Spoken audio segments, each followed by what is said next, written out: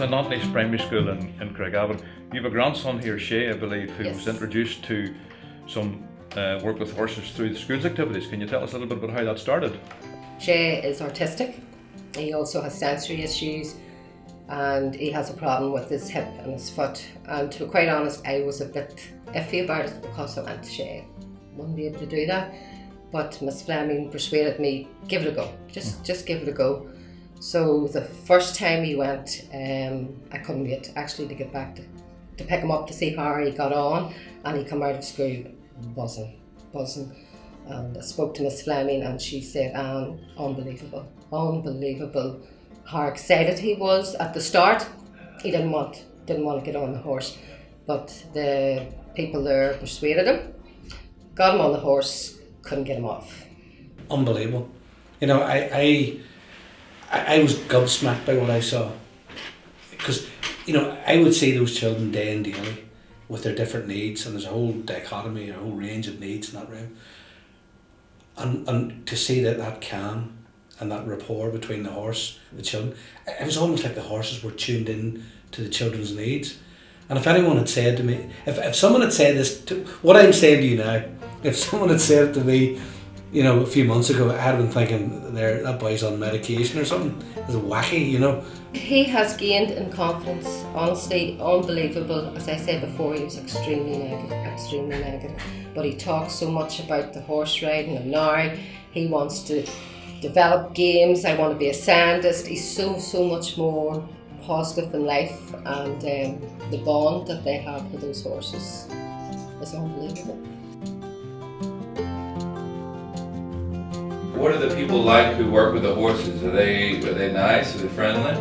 Oh, they're very nice. They like to talk to you when you're riding, and I like to talk to them because I like talking. I just like to have a chat. Initially, my involvement with the RDA came about as a result of having a child with a condition called DCD. It's a delayed coordination difficulty. Don't be shy on your first week if you ever go for riding. It's just like you're doing exercises and all, and it's a whole lot of fun. So if you're worried, take that. Don't be worried. It's not. You shouldn't be, because it's not scary at all.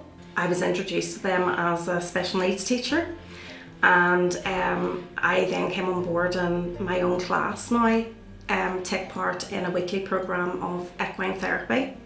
I just cannot believe the difference that I've made initially to my first class. I have a few experiences where, you know, one child who had autism, his mother actually said, you know, he's afraid of butterflies, so he's not going to be able to take part in horse riding. And I said, look, you know, we have to give it a go. My own experience with my own child has taught me you've got to give them the chance. And he didn't communicate with anybody. Up until then, and when he started horse riding lessons, he began to thrive. He started to communicate. He wanted to talk about the horses. His mum and dad were just blown away by the whole experience. When I drove out to Moira that day, I was thinking, I'm going to see this for a few minutes, and then I'm going to have to go to Leanne Quadley and say, maybe we need to knock this on the head. This is a wee bit dangerous. You know, those children are getting up on a horse, and it's quite a height. You mean, it's just an accident waiting to happen? That was my thinking. I was very sceptical, and I'm not exaggerating, within seconds, I could just see how the children were benefiting from this. As I said, that rapport between the horse and the child, the calm, it was almost like the horse was tuned in to the child's needs, and the children were just, they were just loving this, you know. I've never seen them happier. I've never seen them as calm. Best thing, the best therapy that I have ever witnessed, and I, you know, I would love if we could extend this to all of the children in our school. And what have you seen in the rest of their school life, the rest of their life, as a result of it?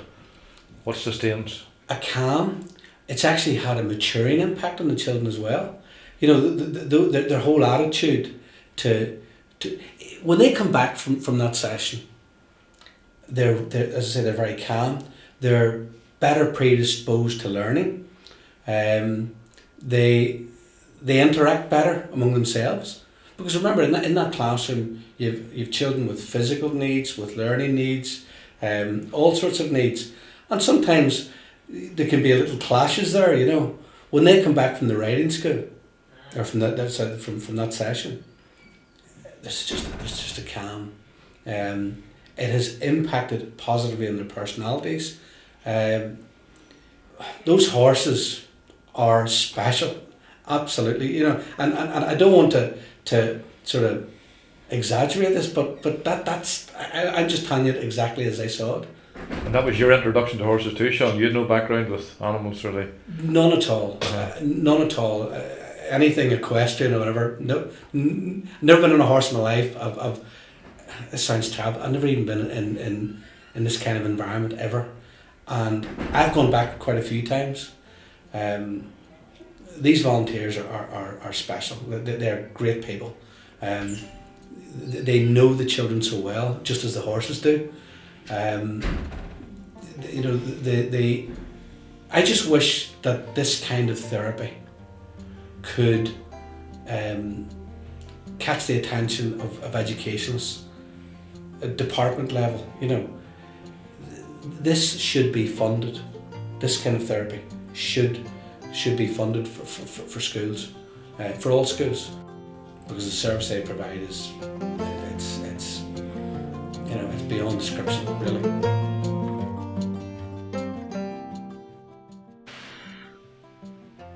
My name is Corin Wormington, and I have 4 children. 2 of my children, George and Matthew, attend the RDA at Ballygoley. George has a severe form of epilepsy, which he had his first seizure when he was 3.5.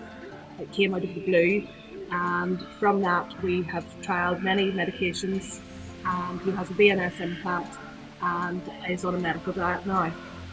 Matthew has a specific language impairment and small stature and some cognitive delays. The health service and education don't communicate. So if I want education to know anything about my boys, I photocopy all the medical reports and bring them to school. If I want any of the health specialists, the specialist nurses, George's neurologist to know anything about how George is getting on to school, I photocopy everything from school and bring it to the hospital. So I am the in-between.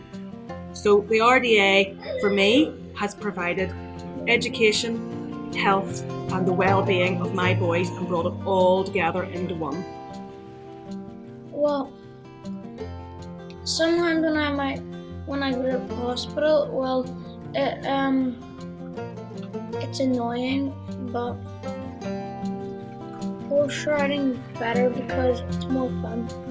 Gwen, you're the chief cook and bottle washer and coach and everything in this RDA centre, which is one of the most active in the north. Why do you do this? I have a passion for horses. I also like to teach. I had a background in nursing, so I'm used to working with physical disabilities, and I've just found it tremendously satisfying down the years, and it has given me opportunities to do things that I wouldn't have done. If I didn't enjoy it, I wouldn't do it, and that's the bottom line. But you do see so much improvement in the quality of life of not just the riders, because quite a lot of our volunteers have come in through the client route and then blossomed into becoming volunteers and staying with us. I mean, we have a core of volunteers who have been here longer than I have. Well, in one fell swoop for the younger girl, I can say we went from a child who thought that life simply wasn't worth living and said as much, who was withdrawing from life, who had stopped going out, who was agoraphobic, who stopped talking, and then ultimately the final decision, subconscious decision, she stopped eating. I came in here and I sat down and I watched what they were doing and I thought, wow, I'm so impressed. Grace smiled. She started to talk. That was phenomenal. It is absolutely critical at places like RDA Survive. Okay, well, my name's Mary. I'm a parent to Aaron, who is a 12-year-old boy. He's been in the RDA here now for 2 years. He would be on the autism spectrum and would suffer from ADHD, which is attention deficit hyper disorder. Aaron's biggest issue would be that he has very poor concentration, and this is probably one of the first places where Aaron came and has been able to concentrate to such an extent that he has been able to compete on a national level. If you put a child with autism on a half-ton or a ton animal, communication has got to be instant, it's got to be effective, it's specific and it's clear. I'm sorry, it's all of those things that our children with ASD need. They get that. But they also learn how to, and they learn the cause and effect, they learn the relationship. Well, if I want this to happen, therefore I have to do that. This has given him confidence in the sense that he's been able to compete. He's learned, one, to win, and he's also learned to lose at the competition. So he's found out a lot about himself throughout the journey that he's had here, and we've been able to watch him grow in confidence as he makes friends here, and as well as that, he has been asking about when at 14 he'll be old enough to be a volunteer here, and he wants to get interested in the mucking out and the work that's going on. So it's almost like, you know, the poacher and the gamekeeper, you know, he wants to go full circle through the RDA, so it has been a great assistance to him. Looking after all of this is a major issue, so it is both a boon because it gives us tremendous independence and flexibility to deliver the sort of programs we want to deliver, but we do have to constantly fundraise to create a cash flow to keep it going. It's a reasonably easy place to run financially because we pay no wages. We are entirely volunteer run, and this is quite an unusual situation in big groups in Riding for the Disabled in the UK generally. We deliver a wide range of programs to up to 80 riders a week, some weeks, with a volunteer base of about 50 for less than £20,000 a year.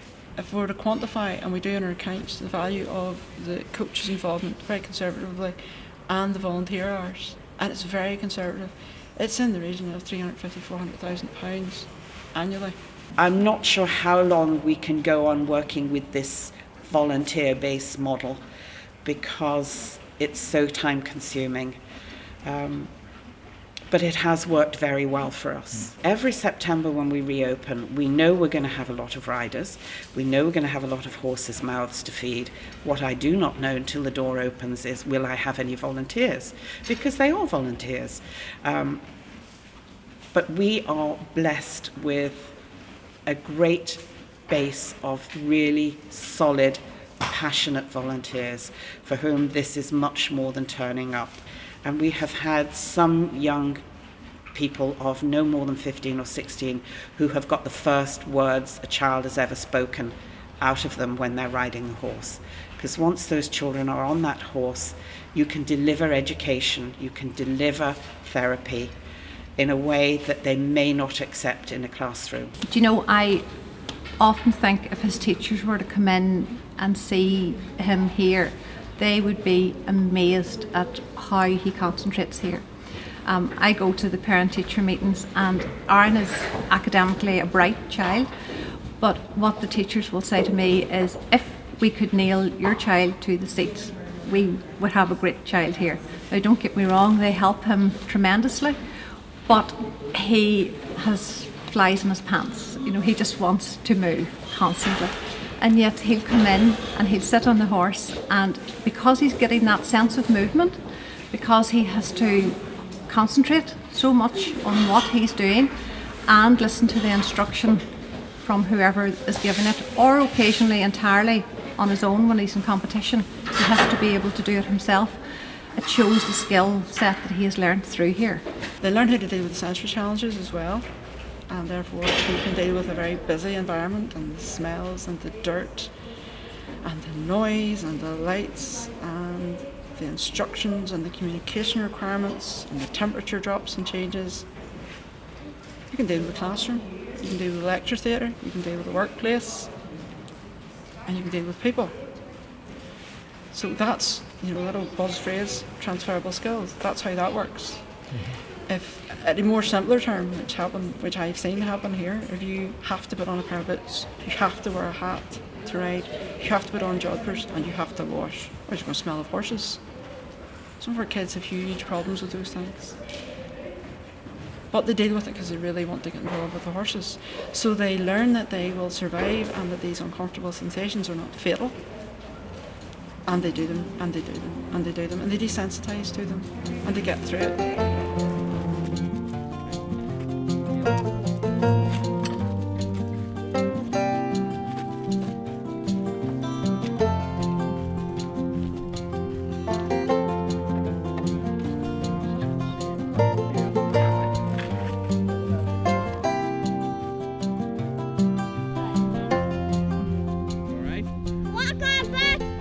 Jill, we're here in Ballybowly on the edge of the Mourns, a beautiful October day. You used to be a rider before you lost your sight. Can you tell us a little bit about what this has done for you?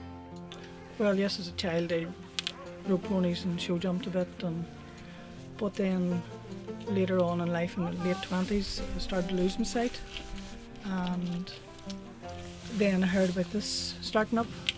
I did hear about RDA riding, but it's difficult to get in there, so when Joanne started this I came here, and I found it different at the start but very enjoyable. They really weren't sure what to do with me when I came because I couldn't see anything. Joanne has to work very hard to get funding and volunteers, and such a lot of benefits, for people like myself and the children that they get out of this, and it's good to interact with all the different types of disabilities.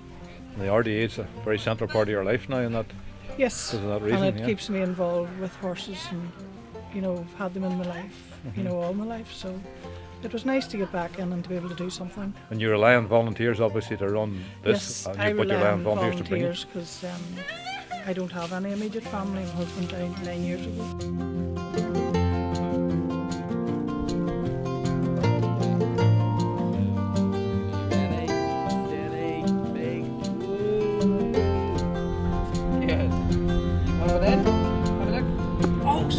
Good job, right? What am I saying to him? Right, next one. Walk on, Bert.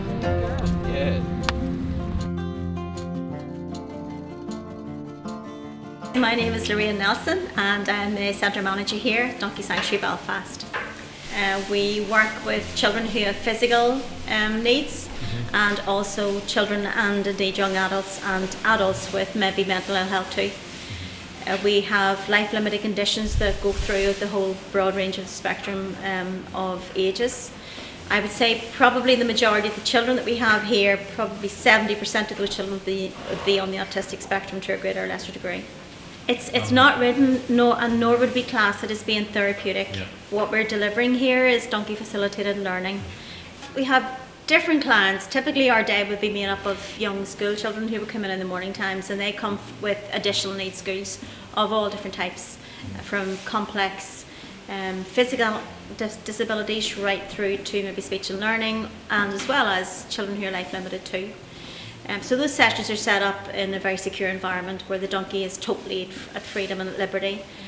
We have a trained facilitator, and we also have an equine specialist who is there entirely for the welfare of the donkey.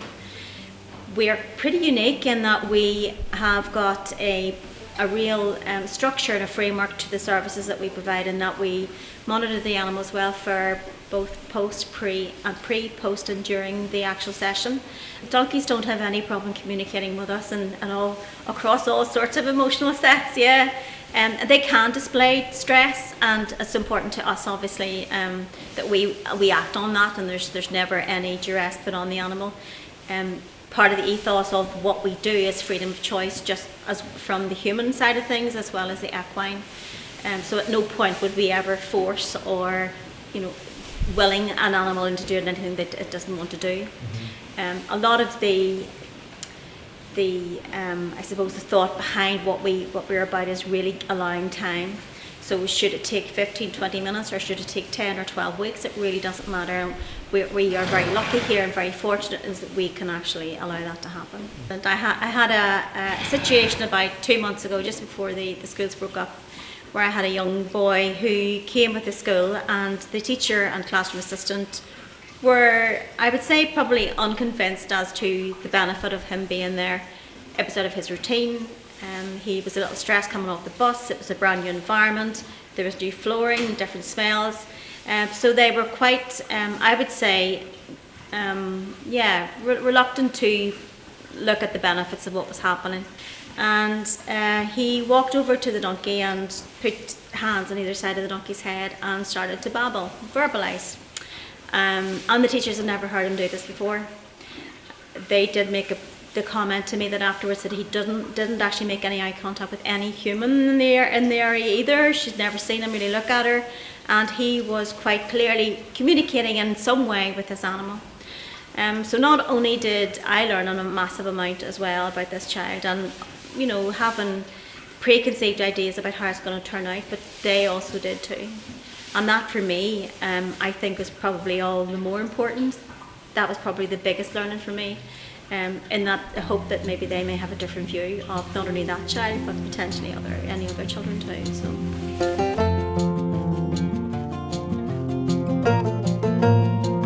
We're here with Tanya Watson, equine assisted psychotherapist in the edge of the Mourne Mountains outside Dromore. Tanya, you're involved with horses. Where did that start? That started as a child, and riding since I was 9-year-old, so for many years. But doing the fostering and having my horse here called Mary has really taught me a lot. So I then took some of the children out to meet the horse, and a lot of things started to happen. So I was sort of observing, and because my horse had maybe some issues before she came here, just like our children, there's lots of things happening for them, traumatic backgrounds, and it's seen as bad behaviour. So then I decided that I would like to work with children and the horse together. It helped them to talk, it helped them to express how they were feeling. Before they can even trust a social worker or even myself, they would trust the horse quicker. I had been researching equine assisted psychotherapy online. I'd kind of experienced it briefly before, but for different reasons I was no longer able to go to the therapist I was with, and I found Tanya. I found that she was working with foster children, and I wondered, does she offer psychotherapy to adults? And she did. I struggled with anxiety and depression, and I knew that normal talking therapies weren't working for me. I find that sitting down in a room talking to someone, you can only kind of gain so much from that. They're never going to have the ability to interact with you in a way that you can really learn from. It's just sort of sitting there talking didn't seem to have the effect on me that I needed it to. I think a huge part of my outlook in life has changed. I see my interactions with people very differently. I see the way people interact with me very differently. Another young fella I have staying with me, he actually said this morning that even though I provide some sort of therapy within the household, when he came out to work with one of the horses, he felt that the bubble had burst, that he actually got it, what I was actually trying to say and trying to work with him with. So when he came out here, he got it. And I suppose when the kids come out here, or adults come out here, they get it because they're actually seeing it. It's reflective. Working one-to-one with somebody, I could ask you, how are you feeling right now? I'm fine, I'm fine, I'm fine. But when you're set in front of a horse and we're doing different tasks and activities, I'm seeing something else. I have to thank Sheila from Tessa. She came up here one day and she just got it straight away. And if it wasn't for Sheila, I wouldn't probably be as far as I am on today. My name's Sheila Lavery and I coordinate the Tessa project. And TESSA stands for Therapeutic Education and Support Services in Adoption. It is a big lottery funded 5-year project for adopted children aged 2 to 12 and their families, and it's exclusive to Northern Ireland. Originally I found out about equine therapy, and what I was looking for was therapies that would kind of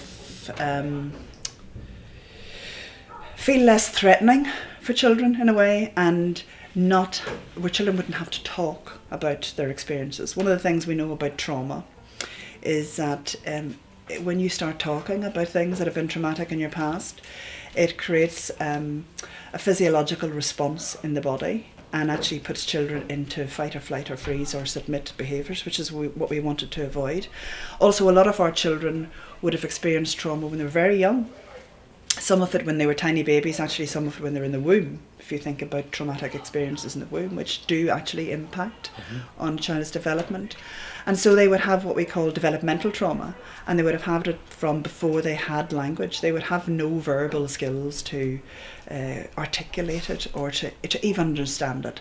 They would hold the trauma in their body. So what I was looking for was ways where they would be able to express trauma physically, creatively, relationally, and not have to sit in an intense therapeutic experience and try to think about or talk about something that they had no cognitive ability to do, really. So I set about then trying to find people in Northern Ireland who did equine therapy, and discovered that there was kind of 2 branches to this. There was equine assisted learning, which was one discipline, and then there was equine psychotherapy. And I came across Tanya. Just meeting her, I knew that this would be something we could do together. I felt I trusted her. I felt she had integrity. She had the professional qualifications that we were looking for. She complied with all of our safety regulations and standards, and she had something else, and that was that she was a foster carer. So she knew these kids not just professionally, but she had an understanding of trauma and developmental trauma from the inside out. She also knew what it was like to live with traumatised children, and therefore she would have a level of empathy for the parents that not all therapists would have. And we wanted the parents to be part of this. We wanted the parents to be engaged in it, and we wanted the parents to understand the benefits of it and actually reap some of those rewards themselves. I think the benefits are diverse and different for different people, different children, different families. I think they're often subtle. One of the things we know about trauma is that recovery is slow. Okay, but what makes a difference, and I think one of the things that happens with equine therapy is there are moments of breakthrough, there are moments of opportunity that can let you in. These children are very defended, and there are opportunities where you can get in and begin to build a relationship. It is relationship that changes people. It is relationship that changes traumatized children. Just doing that exercise where you approach the horse and the horses very clearly give you signals if they're not comfortable. Traumatized children, all people give you signals that if they're not comfortable, but we don't always see them because we're too busy listening to the words that are coming out of their mouths, and we're not reading the body language. And body language is a child's first language. It's the language they have before they have words. Whatever the therapy is, it's the relationship that holds and contains the child, and it is the relationship that is enduring when the therapy ends. So we have to get the adults to build an attuned relationship, and you can see, when we're building relationships with children, what a mother does with a new baby is have what we call a dance of attachment, where they get to know each other, and that was exactly what was happening with the horse in the arena, and it was a very clear illustration of how softly and quietly you need to move to build a relationship that will regulate the child, because one of the big challenges for our children is keeping them regulated. That will help to rewire their neurobiology so that they can overcome the trauma, or certainly manage it, and to build resilience in the child so that they can have qualities to get through life without being constantly dogged by their early life experiences. I have complete faith in what Tanya does, I think there are opportunities for her kind of rolling out what she does. I think we're just going to have to get her to train other people, or it would be good if there was a facility for people to learn, if there was some centre of excellence in Northern Ireland where people could come and train, because it's a really useful, incredibly useful service for our kids. And you know, adopted children are the most vulnerable in society. So if it works for our kids, it'll work for other kids as well, and their parents, and their teachers. I think teachers should come and do part of their teacher training working with horses, really, because you know, horses are these big, beautiful but quite scary animals. But they're also flight creatures, and they're just spooked at with the slightest thing. And that's a bit like our kids. Our kids can come across in schools as being quite aggressive and bulshy and difficult to work with, but you know, they fly at the slightest thing. And how you approach them, how you work with them, how you relate to them is critical. I mean, that's all evidenced by the research into trauma, by Stephen Porges' research into the polyvagal system and the social engagement system, and all the Van der Kolk research, the Bruce Perry research. All that relational being with is what regulates children and helps them to develop better ways of being in the world.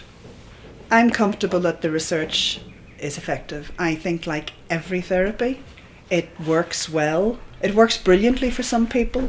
It works well for some people. It can be okay for some people, and it's just not right for some people. I think, like every therapy, it needs very clear boundaries and safety guidelines. And I think, like every therapy, the therapist makes a huge difference to how well the therapy works. I mean, the thing about equine therapy is it's a kind of a three-way, it's a triangulated relationship, isn't it? There's the therapist and the client and the horse.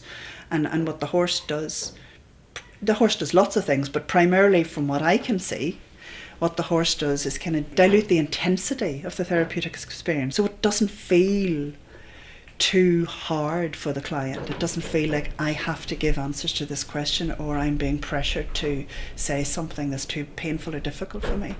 But you need a very skillful therapist to facilitate that, you know, and to encourage, to not push too far, and to be able to step back and move forward in the dance that the client has with the horse, and to be able to encourage that reflection, to know when to put the brakes on, to know when to speed it up. You know, that there's a lot of skill there. It's not just about standing in a paddock with a horse.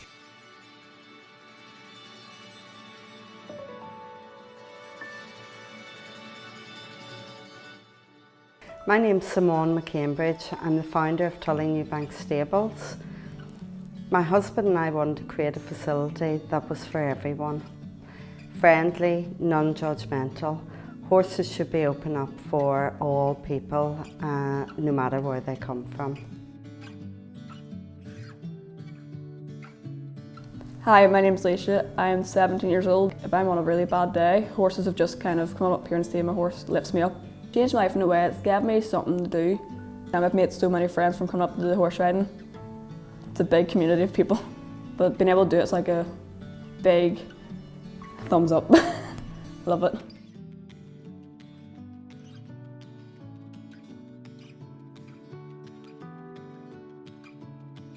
About a year and a half ago, we were in a very bad place. Tony was out of school and wasn't able to attend due to high anxiety levels, and we had been seeing therapists and stuff and nothing was really working, and someone had recommended Tullinewbank.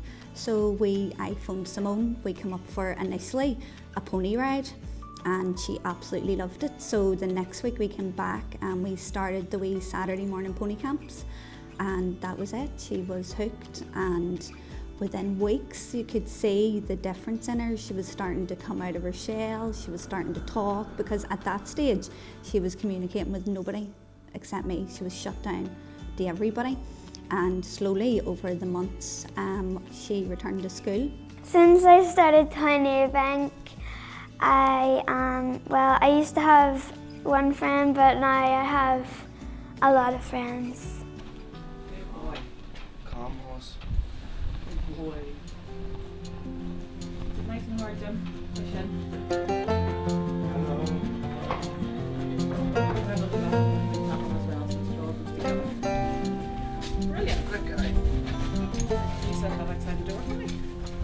If you give them the magic wand for 10 minutes, what's the 3 top priorities that you would like to see? I in would Northern Ireland? like to see us having access to capital funding to preserve the buildings, to enable us to have some access for running costs. Money would make a huge difference in that we could reach more people.